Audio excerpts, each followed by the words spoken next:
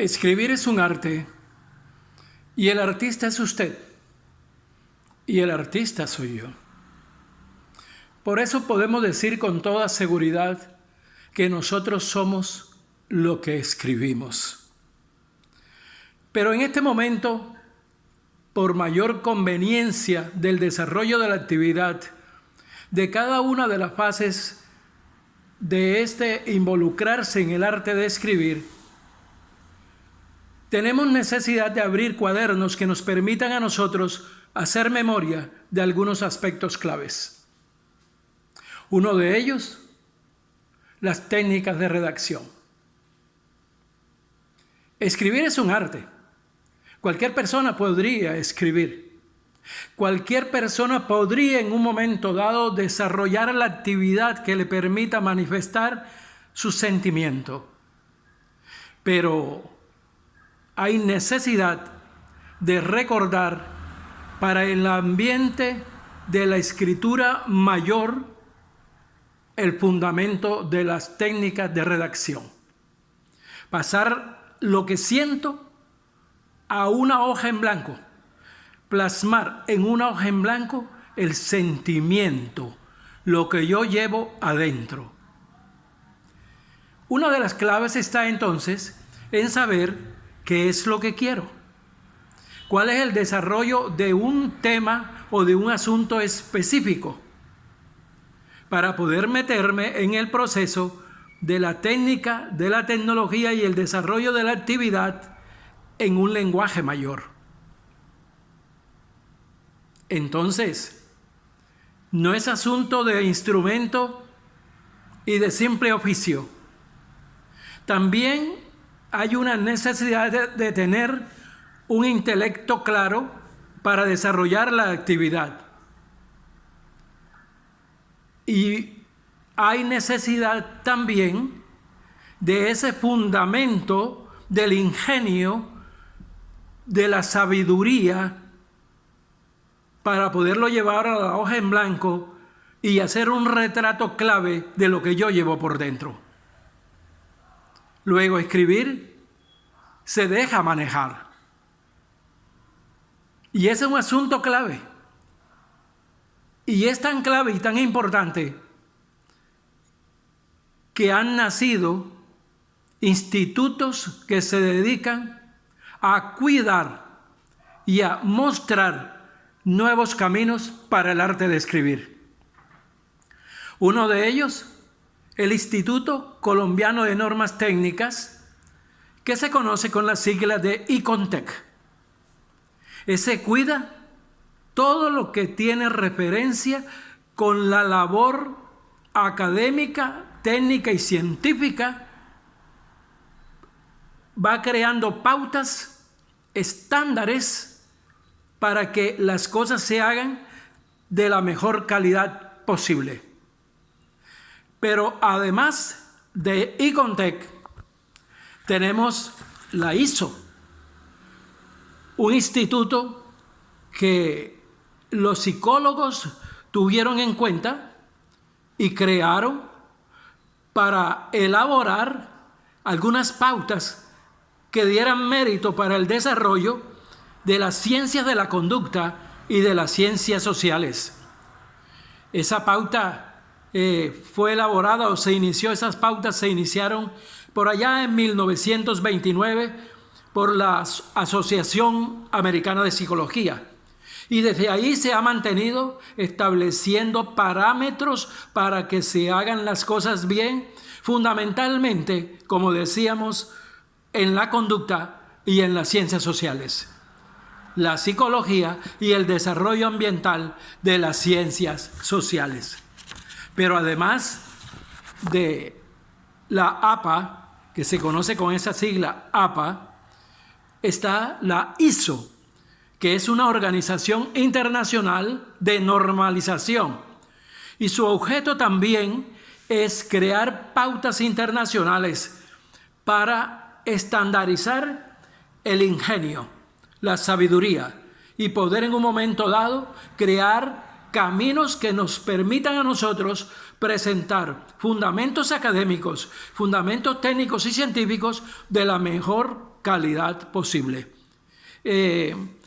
La APA fue creada por los fundamentos de la psicología y ICONTEC fue creada para mantener el equilibrio de la estandarización en Colombia, tanto a nivel académico como a nivel tecnológico, como a nivel científico.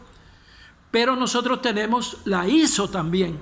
La ISO es otro instituto de otra organización internacional de normalización, y esa tiene su sede en Ginebra, en Suiza. Nosotros sabemos que la ciudad de Ginebra, en Suiza, es demasiado conocida por el fundamento de estar ahí la oficina principal de la ONU en Europa, la Cruz Roja, y porque tiene un manejo de la diplomacia y de los fundamentos bancarios del mundo, y eso la han hecho famosa en el contexto del mundo europeo y a nivel mundial en general. Entonces tenemos 3 institutos: ICONTEC, la APA y la ISO. ¿Por qué estos institutos existen? Porque hay una necesidad de cuidar la calidad de las cosas que se hacen. Y eso es importante.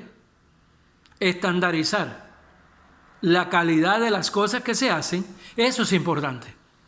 En la academia, en la tecnología y en la ciencia y en la investigación científica, tanto ICONTEC como la APA como la ISO están formando parte de ese quehacer. De ahí que existan las certificaciones, por ejemplo, para las universidades, tanto de ICONTEC como de la ISO, como de la APA, para denotar que se mantiene la calidad, el estándar de la calidad en las cosas que se hacen dentro de la universidad o dentro de las entidades públicas y aún privadas. Pero volviendo al tema de la redacción, el asunto, ¿qué asunto estoy tratando yo? Y de ahí, entonces, ponerme a pensar, ¿qué es lo que yo quiero saber? Y a partir de eso, ¿qué es lo que yo quiero saber? Puedo convertir el todo en partes. De ahí podemos recordar nosotros el famoso principio de Descartes, cuando manifestaba que si tú quieres conocer el todo, divídelo en tantas partes en cuanto sea posible. Cuando conozcas cada una de las partes, usted puede decir que conoce el todo. Cuando conozca cada una de las partes, usted puede decir que conoce el todo.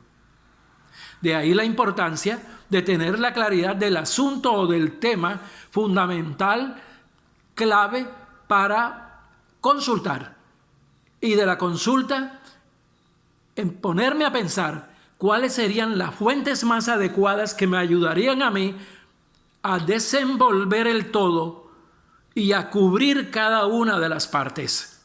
Entonces, por ejemplo, en un ejercicio académico escrito, tenemos el ejercicio con su tema básico, los capítulos y los subcapítulos, que son los que vienen desenvolviendo todo el recorrido del ejercicio.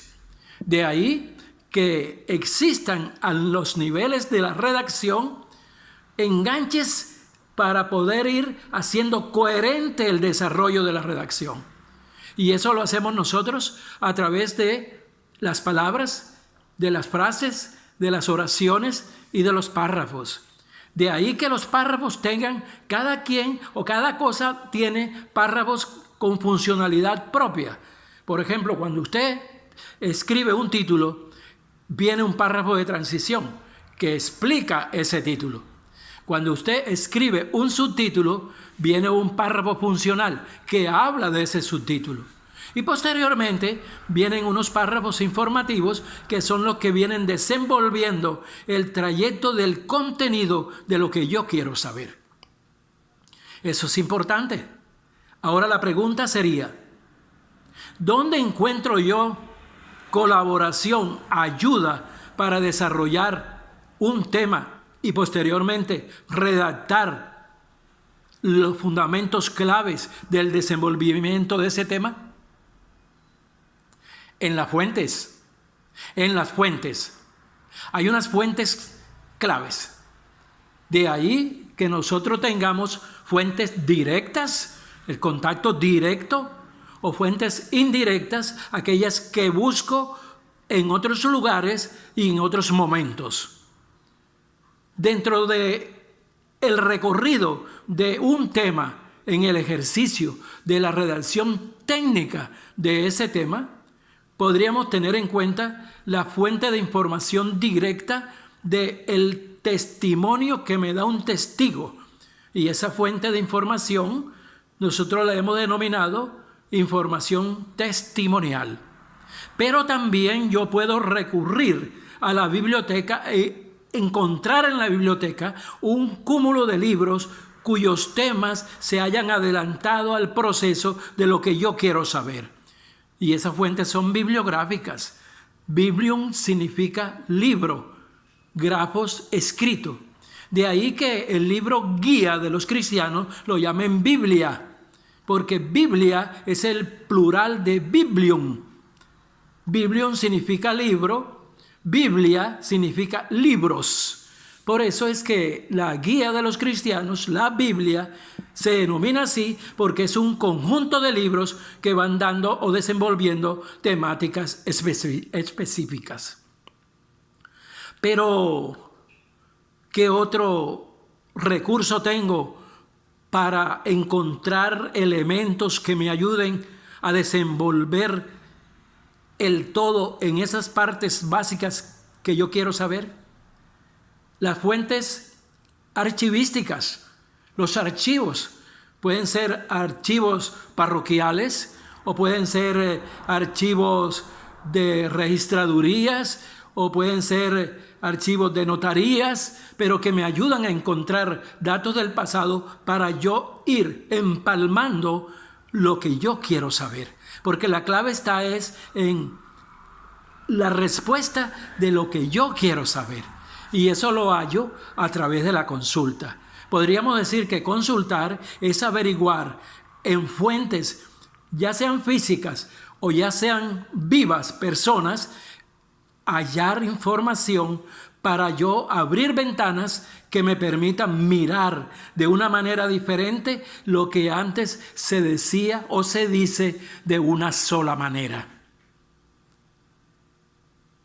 El contenido del desarrollo de ese ejercicio, ya sea académico, tecnológico, científico, tiene por dentro unos soportes que ayudan a cualificar, y no solamente a cualificar, sino a dar respaldo a la información. Las fuentes bibliográficas, la bibliografía, las citas bibliográficas. ¿Qué diferencia podría encontrar yo entre una referencia bibliográfica y una bibliografía en forma general? Bueno, que la referencia bibliográfica son aquellos libros, por ejemplo, que yo tomo para desarrollar mi ejercicio. Mientras que la bibliografía son aquellos libros que me permiten a mí un conocimiento mayor de la totalidad del ejercicio. Si quieres un factor numérico, podríamos decir, la bibliografía son 100 libros que tratan acerca de ese tema. Y la referencia bibliográfica son los 10 libros que yo tomo para desarrollar la temática que me he propuesto en el ejercicio. Podríamos denotar entonces la diferencia. Y por dentro ir dando el crédito respectivo, diciendo de quién o de qué obra he tomado yo la información y respaldarla, porque hay que decir de quién es esa información.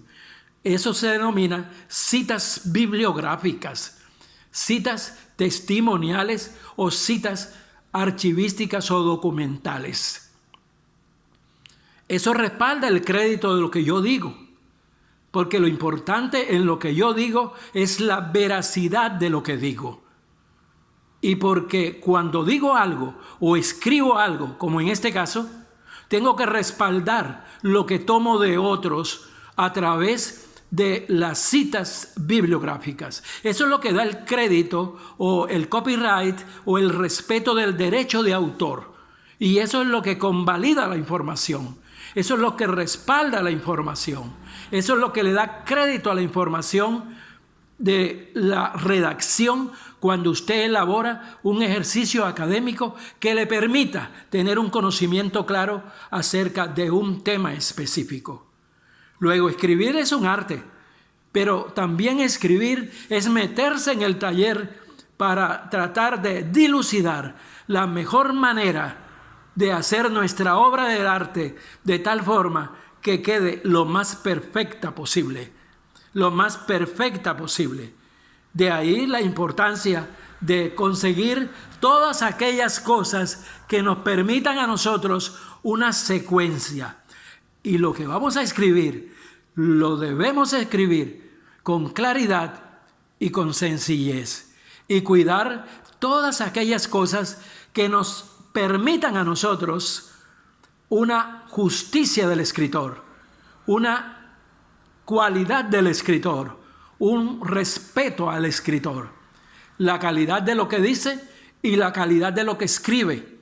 De ahí la importancia dentro de la estructura de las técnicas de redacción de escribir bien y saber distinguir cuando una palabra es aguda, es grave o es esdrújula y cuando una palabra se tilda o no se tilda, para llevar la pureza, la delicadeza, el buen sonido de lo que escribo. Escribir es un arte, pero el artista es usted, pero el artista soy yo. Pero somos artistas en la medida en que en el taller de las técnicas de la redacción nosotros tengamos en cuenta y pensemos que entre mejor expresemos nuestros sentimientos a través de la escritura, mejor nos van a aceptar y más nos van a respetar. Lo que quiere decir que el cumplimiento de las técnicas de la redacción nos ayudan a nosotros a una credibilidad como escritor.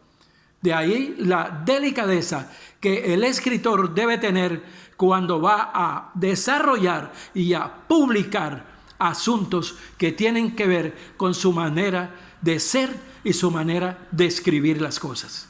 Escribir es un arte. El artista es usted. El artista soy yo. Y a nosotros nos van a respetar por lo que escribimos, porque nosotros somos lo que escribimos.